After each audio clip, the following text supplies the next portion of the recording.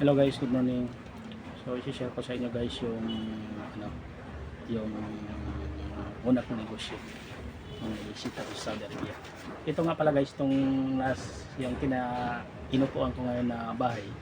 Ito yung bahay ko noon before audit. Dito kami nakatira. Nung before audit. So dito namin naranasan kung ano kalakas yung audit. So bago tayo mag-umpisa guys, shoutout ko muna yung mga classmate ko sa RTO, kay Carlo Bertodis, kay Danilo Bartolo, kay Jumer Baldonasa na siya ng project manager ngayon, at saka sila guys yung mga classmate ko dati sa RTO. Sila yung mga may kaya ng mga classmate ko. Ako guys noon nung nag-aaral ako sa Manila is si Boy Libre ako.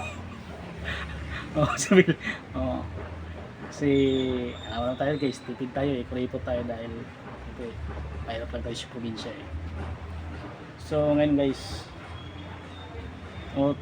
at shoutout din pala sa kay taga Bagakay, sa mga customer namin sa isla, lalo na Sanhawan. So yan Sanhawan, shoutout ko sa inyo lahat.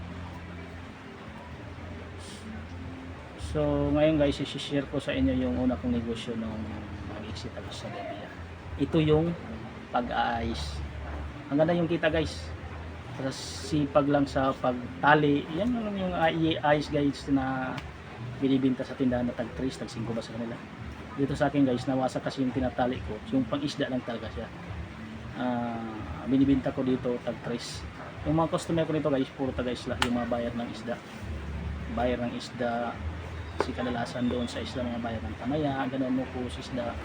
So sila yung mga customer ko nito. Isa sa kanila binibinta din nila sa mga kapitbahay nila doon. Yan, 7, 5 ang binta nila doon. So yun guys, maganda yung kita guys sa pag-aayos. Basta matyaga ka lang maghanap ng customer. Kasi dati guys, pag once na yung hindi pa talaga nakilala yung pag-aayos ko, ang ginagawa ko guys, pumupunta ako sa sa port. Naghahantay ako pag nakakita ko sa mga driver ng motorcad na may bit-bit ng mga box, yung box na lagay ng mga yelo. Tinatanong ko na kaagad yan, boss, ano yung hanap nila? Ice? Isi-sales ko. Ginagamit ko talaga yung mga pagka-sales agent ko dun sa Saudi Arabia. Sinisales ko, ganito guys, may yelo din ako, ganyan, hanggang sa nakilala na yung ice ko doon sa isla. So ngayon, kinukulang na ako ng supply. Ngayon, kinukulang pa rin ako. Kaso, wala na kasing mabibili na freezer na manual. Sa ganang puro na inverter. Maganda kasi guys yung manual na freezer dahil mabilis siya mag-yelo. Yung inverter kasi, automatic siya mag-defrost. So yung tira hindi niya i-yelo lahat. So ito guys, so itong bahay ko guys, ginawa ko na lang bodiga. Ito yung freezer ko guys. Dalawa to guys.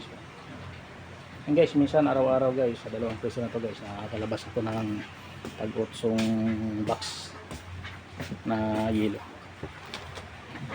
Madilim guys, kasi sira na po yung yung yelo yung guys. Kaya ito guys yung pang na kaagad, pang replenish. Ito, yung pang replenish natin na tinali. Yan, pang replenish natin yan. So yun lang guys, yung isi-share ko sa inyo, yung pag-aayos.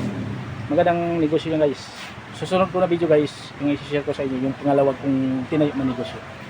Yun lang guys, thank you, salamat sa pag-follow, ang pag-share. Thank you.